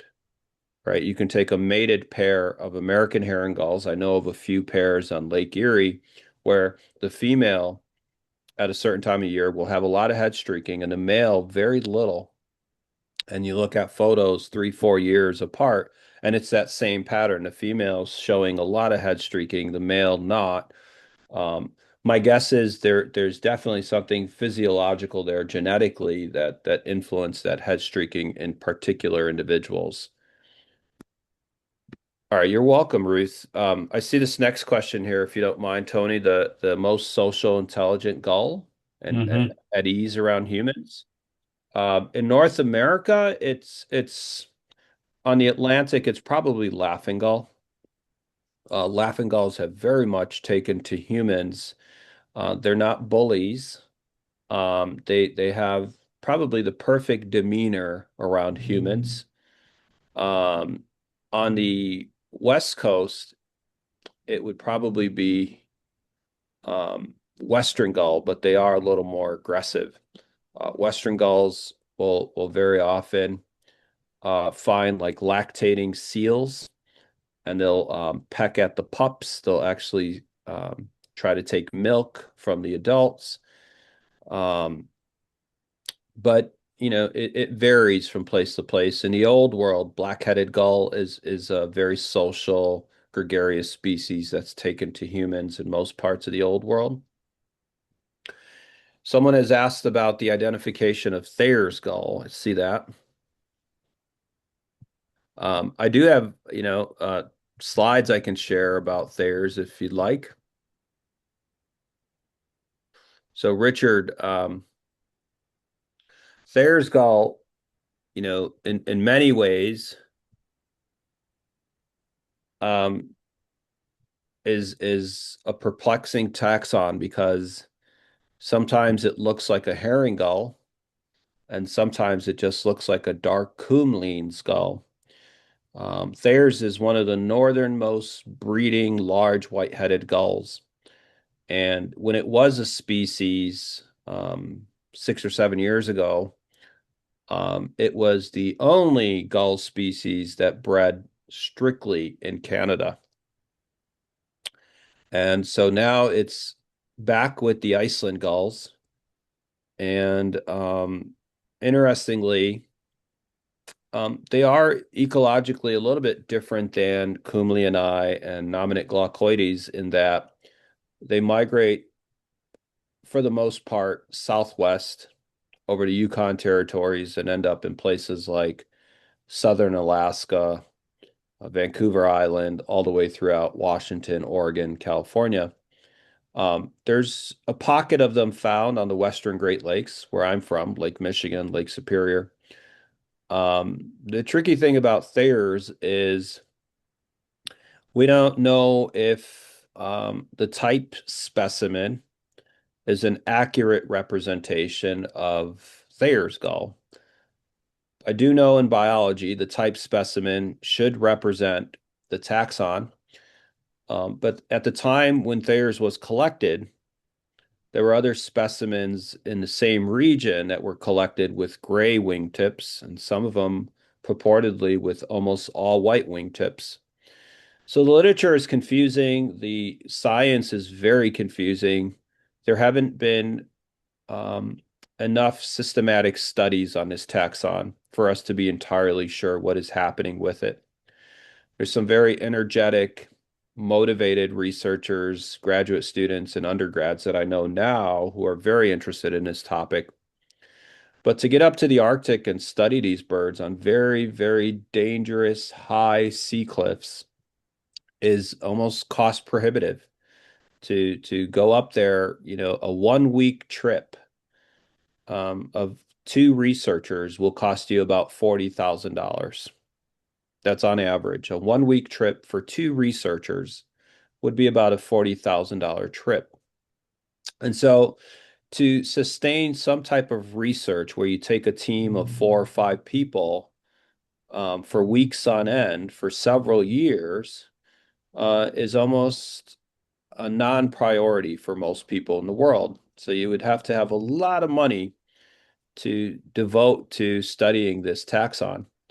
Now, if you're asking about its identification, most of them have blackish wingtips like you're seeing here in this slide. But as far as eye color, they have variable eye color, variable head streaking. They do tend to be darker gray than Kumleonii. And so I know Alex in Nova Scotia finds some very, very good convincing Thayers on your island. There's something to be said about jet black wingtips and the fifth primary having some markings. So if you have a jet black wingtip with P5, the fifth primary showing some markings, you're very, very likely looking at a Thayer's gull. But also the gray on the upper back should average darker than definitely nominate glaucoides and just slightly or marginally darker than Kumleonii. Brilliant. I see, Alex, you got your hand up. Thank you very much for the wonderful presentation. We appreciate you taking the time out of your busy day to come talk to us. Alex Dontimo, this is Kathleen McCauley. We spend hours and hours during the winter looking at gulls at Tennis Point, and yeah, we enjoy looking for the Thayers or the Nelson's gulls.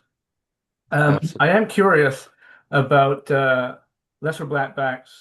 So the population that breeds in Greenland, do you think that's large enough to explain the numbers that we're seeing here in North America now? Or do you think there is a population somewhere in northern Canada that we just don't know about? Yeah, my suspicion, Alex, is there's a very, very good chance they are breeding probably in small numbers around southern Baffin Island somewhere. And I only say this because in addition to the several researchers who I've talked to who've been up there in the breeding season who see adults at the landfill and see them with regularity. If you recall, there was a study that was done out of Pennsylvania with geo-trackers a few years back. They did have one adult going in that direction, and that bird fell off of the map. I'm not sure if it died or it lost its tracker, but that one bird going in that direction and making it close to southern Baffin Island adds to this suspicion that there's probably a small group of them that are attempting or already nesting there. But just like most people, it's hard to believe that these hundreds and hundreds, if not thousands, of lesser blackbacks that we see now are all coming from Greenland. There's also this theory that maybe some of them are still coming from Iceland. And I wrote a paper about this, I think 2015 in Birding Magazine. There were something like 1,200 lesser blackback gulls banded in Iceland in the breeding season, and all the ones that were recited were found in Europe. So we haven't found any of their banded birds. You would think with all the observers on the Atlantic, we would find some of these Icelandic birds, but we haven't. So the chances of them still coming from Iceland do exist, but probably not great odds. The theory that makes the most sense right now is the explosion in Greenland and the two tracking studies that we have showing most of the adults going to Greenland is good evidence to say that, yeah, that's where they're coming from. But there probably are lesser blackbacks nesting somewhere in Greenland or somewhere on the Atlantic, but I don't imagine they're in big numbers and big colonies going unnoticed, if that makes any sense. Sure, yeah. Thank you very much. I do have one more question. So we get several thousand herring and great backpack at Dennis Point in Pubnico every winter. Just wondering if there's anything that you're interested in that we could help with in terms of looking at plumage patterns or primary patterns on those two species. We do get a few hundred Iceland gulls as well. Yeah, it sounds very enticing, and I have to get up there to see, just experience the gulls there. That's one gap I have in North America where I keep saying I have to get up there. That and the St. Lawrence River just north of Montreal. I've been to most other places where I've wanted to see gulls, so hopefully soon, Alex, a trip is in order for me to come join forces with you guys for a few days.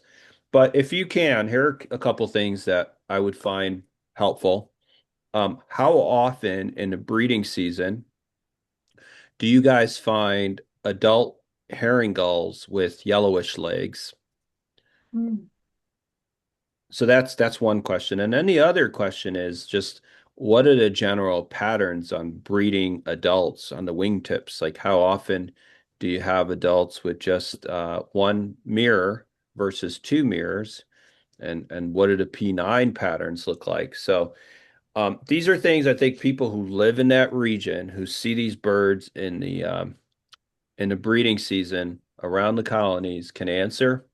It's definitely a deficit that we have. We don't know enough about the wingtip patterns of American herring gulls in places like Nova Scotia.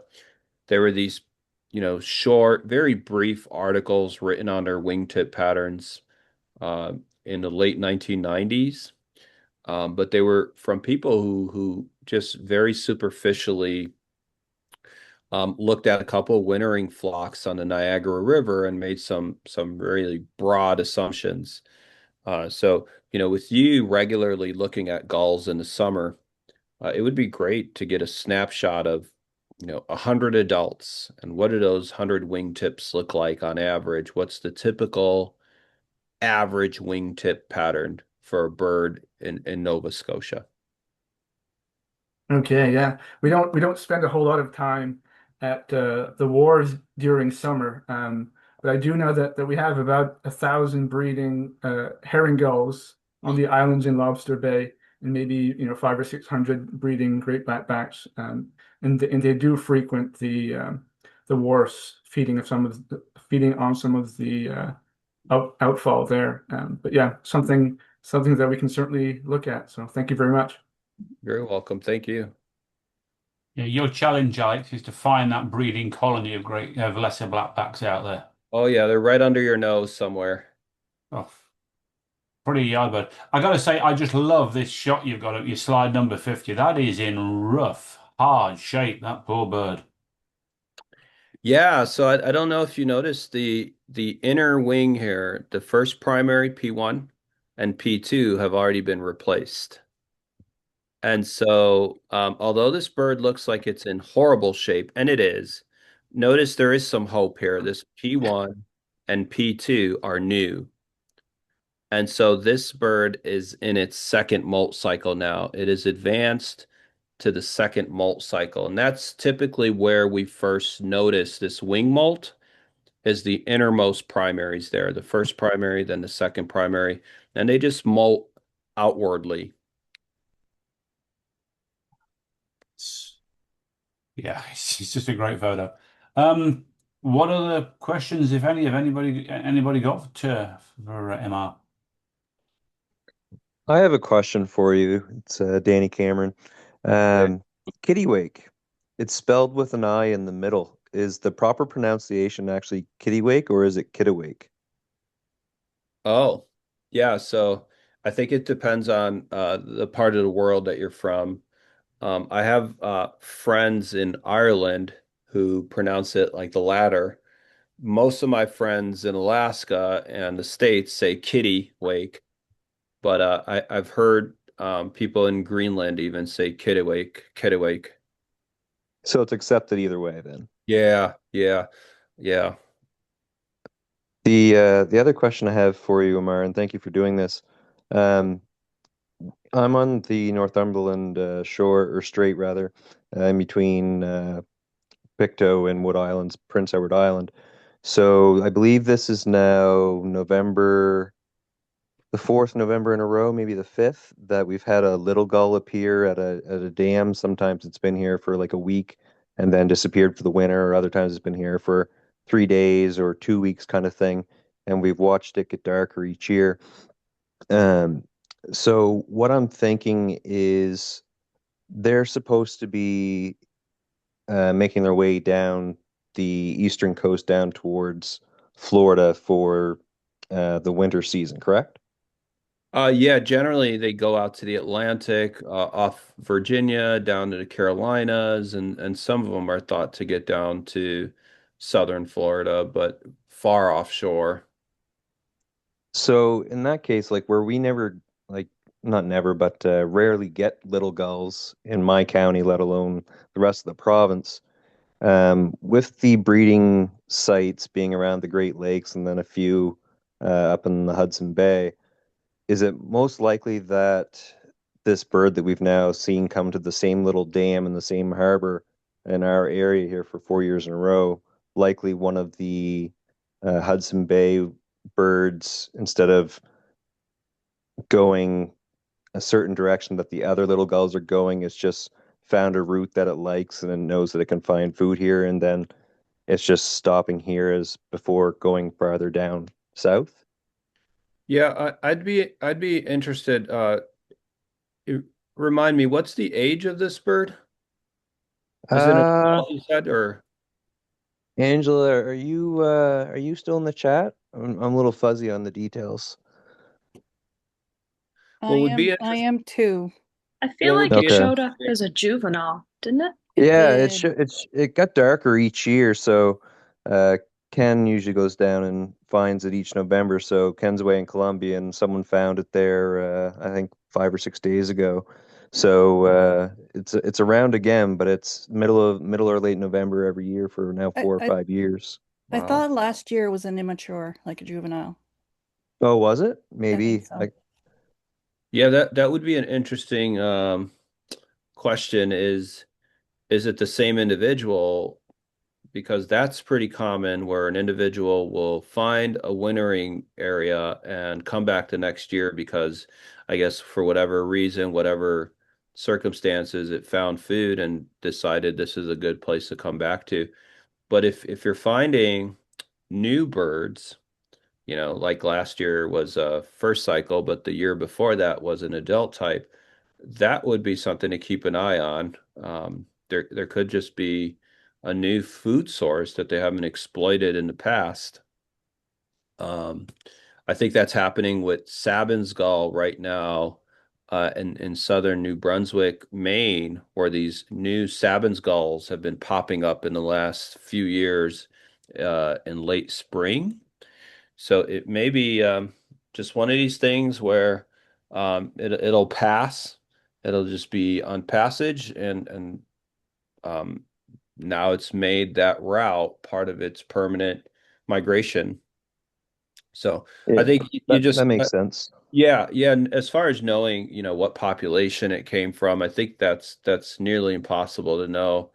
But I would be interested in seeing where this goes in the next few years and what the age distribution is. I'll share a similar scenario with you. Bonaparte's gull now is becoming, for whatever reason, more common in the Mediterranean. And so they were asking me questions. We were trying to gather these data points on Bonapartes being found in Barbados and northern South America, and where are these birds going exactly? What they're finding is almost all the new birds that they're seeing are first cycle birds. So there's no way to say this is a reoccurring bird that's come back. So they're getting fresh supply of Bonapartes every year in the Mediterranean now, and they're increasing there in numbers they've never seen before. So, what is happening with Bonapartes in the Atlantic? Are some of them getting desperate and crossing the ocean now? Because they're increasing in numbers that they've never seen before. So, it wouldn't surprise me to see little gull making some changes, some adjustments in North America. I've seen it happen with lesser blackback gull. Most of us have seen it happen with lesser blackback gull in the next 15 years. I think they're just going to be everywhere in the interior. But we've seen them here where they used to winter in bigger numbers on the northern Great Lakes, and now they've become pretty uncommon on the northern Great Lakes in the winter. They've found more suitable landfills, warmer climes, less competition from herring gulls.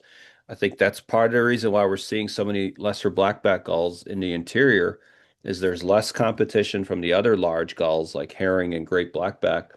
And I think they're just not as hardy as those northern species. They'd rather be farther south where there's more open water. So you never know. It could be something to that effect with the little gull. Cool. Okay. Thank you. I just looked it up and it showed up in 2021 as an adult, and it's been an adult every year. So that kind of story we see all the time. And it may just be a bird that keeps coming back for as long as it's alive. We had a mew gull when they were called mew gull on Lake Michigan that did that for about 8 years. And then it stopped showing up, and we just assumed that bird died. We had a Iceland gull in a marina in Hammond, Indiana. Same thing. They take to this certain region, or they make it part of their migration. And it's amazing to see gulls do this. The Kamchatka gull that I mentioned in Connecticut, they take to this certain harbor, certain lake, certain park, and they're very, very loyal to their wintering quarters. And so I imagine that's probably what's happening with your single little gull. The other thing too that if I remember correctly is I think as soon as the water freezes, which around here can be at any time. Most years it's in December, but sometimes it can be late November. Basically, this little dam that it shows up at in a little inlet of the harbor, it can freeze over early. So if it does freeze over early, that bird just disappears as soon as it freezes over. So it's almost like there's a food source that's in front of the dam that for whatever reason it's after each year. Wow. Well, that's fun. I'd mention just maybe in closing that Nova Scotia's very first, to my knowledge anyway, lesser blackback gull showed up around 1971 or something like that in the Digby area. It was an adult. It came back for close to 20 years And Oh, then wow. 1 year it just didn't come back. So it fits into your scenario quite nicely, Amar. Yeah. Yeah, they do that. I don't know how many of you are on North American Gulls or on Facebook, but I posted the other day about a presumed great blackback gull that's been going back to this small lake in Pueblo County, Colorado. Great blackback gull is not really a thing in the interior. You don't expect them in Colorado. They do make it there, but this one little lake in Pueblo County, I think this is year 32, 32nd year that they've had a great blackback gull there. Whether it's the same individual or not, there's probably no way to ever know that. But it is very curious that 32 years in a row, there's been this adult great blackback now. Amazing. One last question, if that's okay, because I obviously realize it's your Thanksgiving. From Richard, at what point in the first pre-alternate molt does a juvenile become a first alternate? Yeah, it varies from species to species. And so with my ring-billed gulls that I see in the Chicago area, they begin their pre-alternate molt very fast. They leave the nest by late June, early July, and by August, a lot of them can have grayish backs. And so the reason for this is because their juvenile feathers are grown faster. They tend to be weaker feathers, and so they have to be replaced faster. Um, if you take Arctic gulls, like Iceland gull, glaucus gulls, they come down here, they keep their juvenile feathers most of the winter season. It's not until, April, May that they start to really kick in that pre-alternate molt. So it varies from species to species. In your region, most herring gulls, great blackback gulls, will start a pre-alternate molt around October, November, but it's a very, very slow-paced pre-alternate molt, and they may pause or suspend that pre-alternate molt and then kick in again around February, March. And so the pre-alternate molt is quite variable, much more so than the pre-basic molt. The pre-basic molt is this complete molt that we see in the summer months, continuing on into the fall. That one's much more obvious, much more systematic, but the pre-alternate molt is quite variable from species to species, even population to population. Cool. That is fantastic. Okay, I mean, on behalf of everybody, I'd really like to thank you for taking the time this evening to go through so much. And I mean, yeah, we all have the book. Thank you. Been Thank you. fantastic. Thank you very much indeed. And a quick note for the Nova Scotia birders, you may have seen it. A varied thrush was found today north of Mahone Bay, and details are on the Facebook page. No addresses, nothing, much information yet. And I did put it out on Discord because not a common bird for us. But anyway, back to gulls. Thank you again, Emma. Have a great Thanksgiving and really appreciate everything. It's been amazing. Thank you, guys. Take care now. Thanks. Have a great evening, everybody. Good birding. Bye-bye.